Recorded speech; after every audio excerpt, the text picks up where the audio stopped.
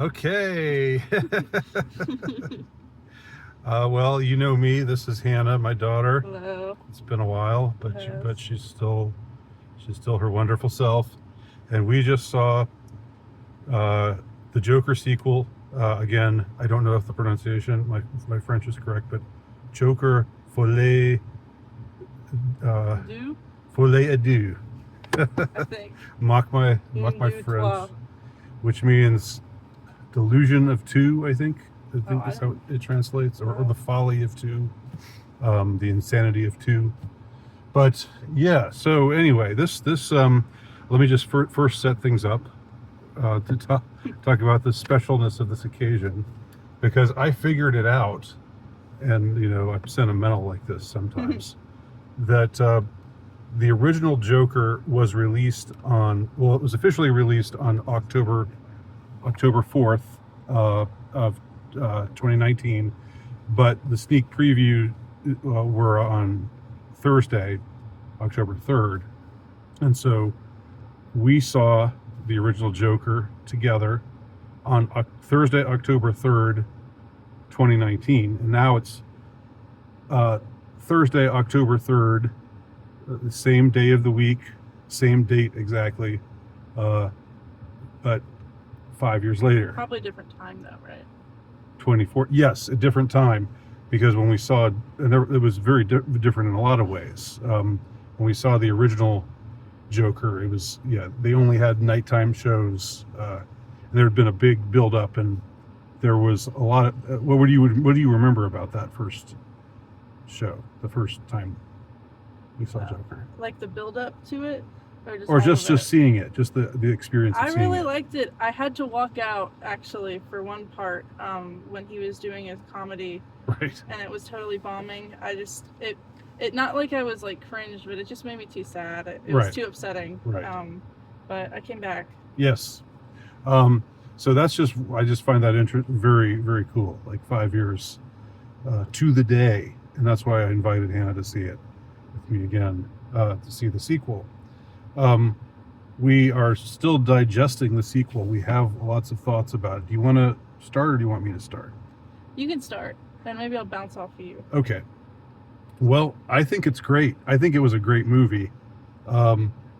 Maybe in the same. I mean, and I'm going against conventional wisdom here, because most people are saying, this Joker sequel, and I haven't read what they've said about it yet, because I wanted to keep my thoughts, fresh. I didn't want it to be prejudiced by what anybody else was saying.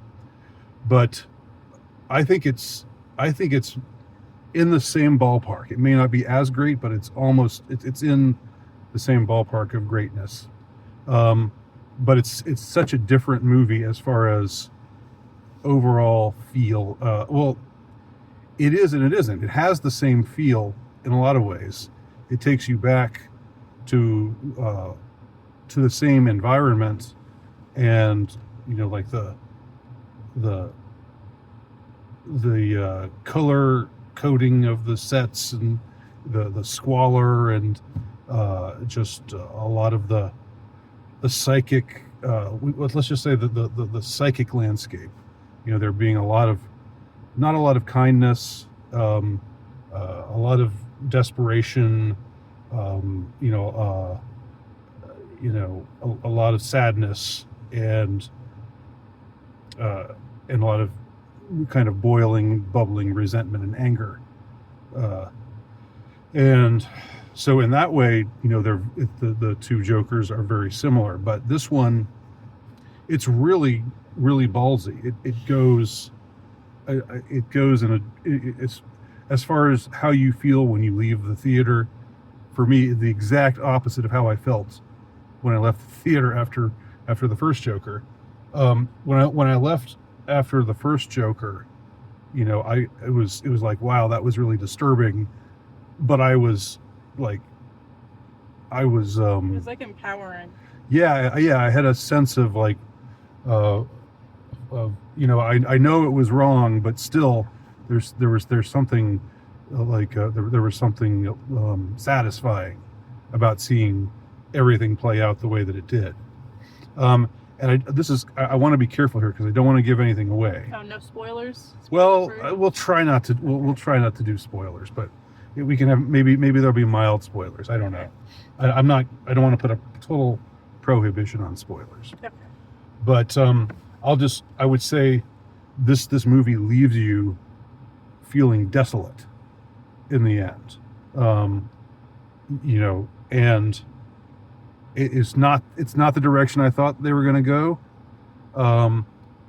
And it's not, it's kind of not what I wanted in a way, but in another way, it's sort of like, wow, that's really ballsy that they played it like that. Yeah. Because it would just be, if they did what I wanted them to do, it would just be the same movie again. It would just be a different iteration of the same movie. And this is like, and I said before, I don't think there necessarily had to be a sequel. And I think, you could still look at I think, as a viewer, as a connoisseur of entertainment or of art, you can choose to exclude anything if you want to. So, if you want to, like people who watch Star Wars don't want to believe, like I don't accept the Disney sequels as Star Wars. I don't accept episodes 7, 8, and 9 as canon of Star Wars. And I'm free to do that, and people can pick and choose whatever they want to do. And part of me doesn't want to accept this as the canon of Joker just because I wanted to leave on the high that I felt before. And I'm definitely not going to be seeing. I'll probably see this movie again, but I definitely won't be seeing it over and over and over again, like I saw the original Joker, because the original Joker was like, it was like, yeah. I mean, it was disturbing. It was, it wasn't necessarily saying this is good, but it was, in a way, giving you what you wanted. And this sequel, well, I'll expand a little bit. First, what would you say to that? Would you agree, or? Yeah, no, there was definitely a different feeling leaving. I felt similarly after the first one. It was like, I'm gonna say literally exactly the same thing you said. Like that, it was empowering though. Like it was like, not that I was empowered to go out and kill people, but Right. It was still like, everybody feels like a reject. So it was sometimes. Right. So it was. I don't know. I can see how I felt seen, and a lot of other people felt seen, because it's just like, Well, when Arthur Fleck transforms into Joker, yeah, you want to. It's like, it is. He stops being this weak, abused victim that he'd been, and he becomes this, instrument of vengeance. Yeah. And just lashes back at people who've done him wrong, or who he doesn't like, or and we're sort of there with him for much of that journey. Yeah. I was thinking too, like, one of my first thoughts after the ending, when I was in the bathroom, I was like, well, people were saying, the thing that I saw the most is that people were just like, wow, that ending was horrible. I hated that ending. Yeah. And I think that I think it was horribly sad. It was very, very sad, the way that it ended. It ended on a really, really low note that kind of makes you feel really low. And but I'm sorry to interrupt. It's okay. But I would also say, in a way, it's sort of, given the way that the first movie ended, it's like it's a perfect ending in a certain way. Yeah. Because it goes back to a pivotal event in the first movie. That's true. I didn't think about it that way. And sort of replays it with a totally different context. Yeah. But anyway, so go on. I was Sorry to thinking just because it's something is really sad doesn't make it bad, and I don't think that that this was a bad movie.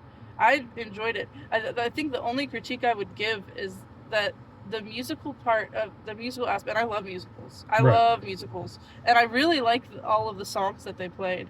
I like the like Frank Sinatra like Yeah. jazz. It's a lot of old standards. It's not all Frank Sinatra, but like that kind of music. Yeah, that's most of the it's not. There's sorry, that must have been a spoiler. What? That was just a little bit of a spoiler. It's jazzy. No, that's not a spoiler. It's not a spoiler. But no, it's yeah, the sound. There's a lot of stuff about this being a musical, and it is, but there's no. It's not an original. I think if they tried to write songs for this, I think that would fall flat. But I think so too. But they're adapting these old standards. Like this movie, the Joker movies are set in the past. Yeah. And so there's something old-fashioned about. There's a certain nostalgic element to them in the first place. So I think it's, and that's where I think the music comes in well. But yeah, I was just gonna say some parts of it I think the musical parts of it went on a little bit long. Mm-hmm. That's the one thing that I really had an issue with is, but I think I really liked Harley. Lady Gaga. That's Harley. I really liked her performance. She was really fun to watch, and she really transformed. And of course, Joaquin Phoenix did a wonderful job. I think he played it. It felt like the same character. Yeah. He did a really good job with that. So yeah, I think I just think that it was really sad, and I think that people are upset about it mainly because they're not getting that rush that they got from the first one. But it's still good, just in a different way. I think it just gives you a different feeling. It's really heavy. I wouldn't see it again. I think the first one is heavy too. I think they're both heavy. Yeah, but this one, it's like here's a big theme of both of the Joker movies. A big theme is, there's Arthur Fleck and there's Joker. Who's the real guy? Yeah. Right? In the first movie, he sort of convinces himself, and we go along with him. We're convinced that he's becoming more himself when he adopts this persona for himself. Yeah. That's that feels good. But is he actually just running away from, like, is there a better way to there's probably a better way to deal with your trauma than becoming. Can I say something that is a little bit spoil? Can I give a spoiler warning? Spoiler warning. Spoiler warning. The part where the guards do they assault him like sexually? Is that what happens? Well, it's left. There's a scene where there's a lot of scenes with the inmates of Arkham, and the guards are not very nice, and sometimes they're brutal. And there was and after Arthur's doing his trial is being televised, and there's some time where he insults the guards and says that they're a bunch of fat idiots or something like that, and then they take him. He fat shames them. So he does. So then they brutalize him, and it's sort of left open. But I feel like they're hinting at it though, like they're slightly. hinting that maybe they violated him with an object. Or that something. Was really upsetting. That part. But you don't see anything. No, you don't it's see left anything. To the imagination. But that part, I was like, oh my gosh, they really went there, especially because the fact that it was after that. This is major spoilers. The fact that it was after that he decided to. He was like, I can't do this anymore. Like, I can't be it just felt like it feels like they literally like raped him from his ambition that he had to like be this person, this symbol greater than himself. And it was really, really sad to watch. It made me really upset to watch that. Yeah. It is upsetting, but also at the same time, Okay, well, we'll say this much too. When he's first put on trial, the idea of the defense is to say this guy has been, was bullied all of his life, and he was abused.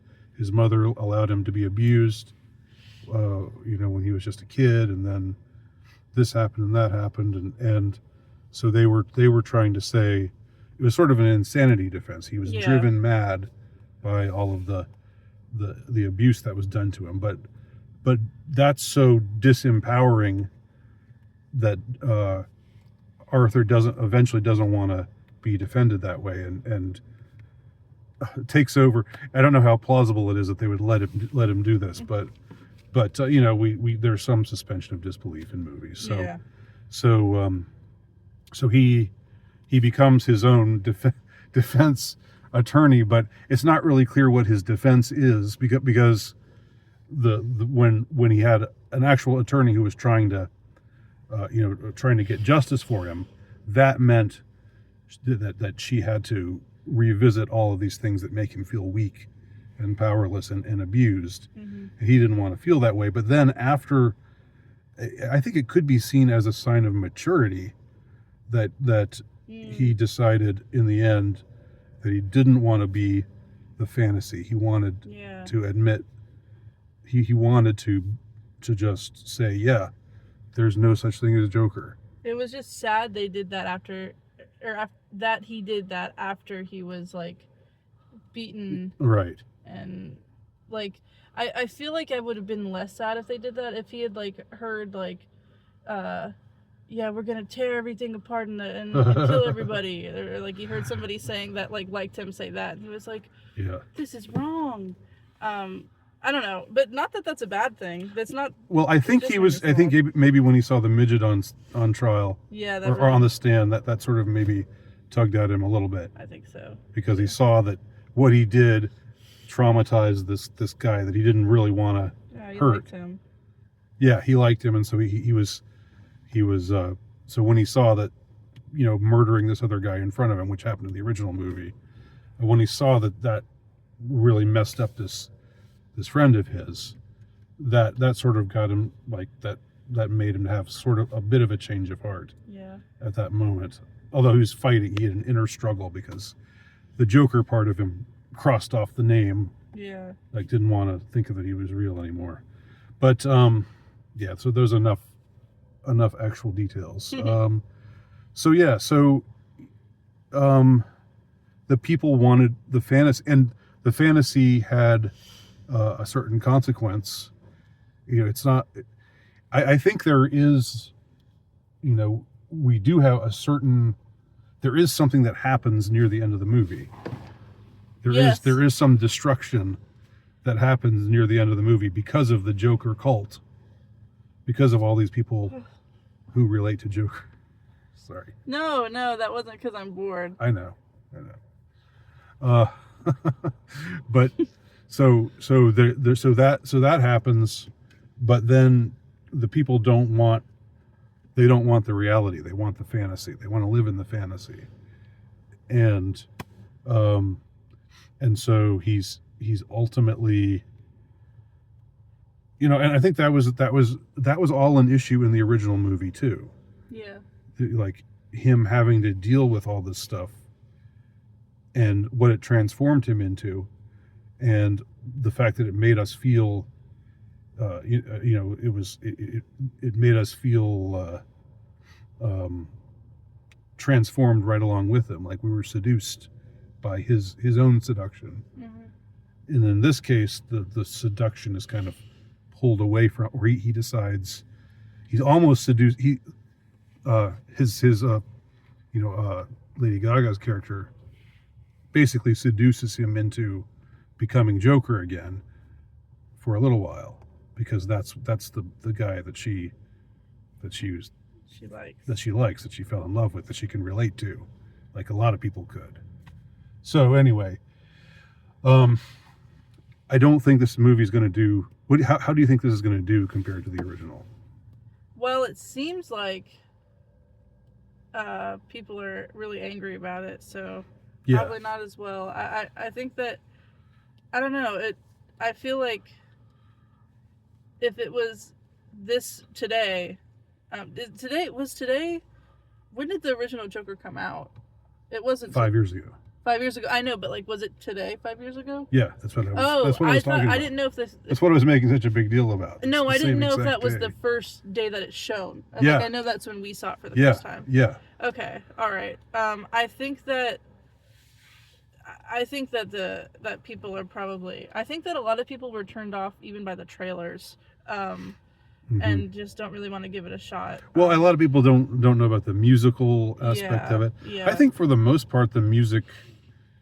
I agree that there might be some places where the musical sequences go on too long. Yeah, but that's such a little like thing. But I think most of the musical numbers work. I think so too. I like the way they did it. And they've got chemistry. They do. The two leads have chemistry. They do. And people I heard some people saying, "Oh, this is just a movie about Harley Quinn," and they'll make Joker just an ancillary character and do this feminist thing where they make Harley Quinn Yeah, but they no, didn't do that. they didn't do that. So yeah, it's a really I mean, hats off to Todd Phillips and to the writer, I can't remember his name, like for giving us something that we didn't necessarily want, but it's new. It's like it's not just the same story over again. I think if we just gotten what we wanted again, then it would have just been sort of like this almost gives it a certain feeling of completion or a feeling of complementary, like these are two puzzle pieces that fit together. That's what I don't know. Yeah. That's what I'm thinking. It almost is like yin and yang too. They're like Yin and yang. opposites. Yeah, but cool. but also, yeah, like telling the same story. I don't know that this movie had to be made, but given that they chose to make it, this was a really ballsy choice, and it's not going to do nearly as well as the original. It's probably going to bomb. Word of mouth is going to get around, and everything that people saw, that people were, that got people's juices flowing about the original Joker. In this movie, it's making you question that, or it's making you not quite. I'm not saying it's like it's not totally turning its back on the original Joker, or telling you that you were wrong to have enjoyed it, but it's exploring more of the theme of Arthur Fleck Joker, who what's real and what isn't.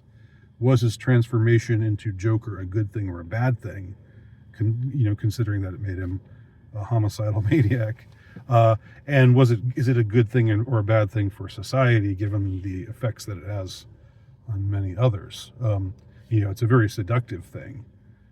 It's a very powerful thing, but it does have consequences. So anyway. Yes.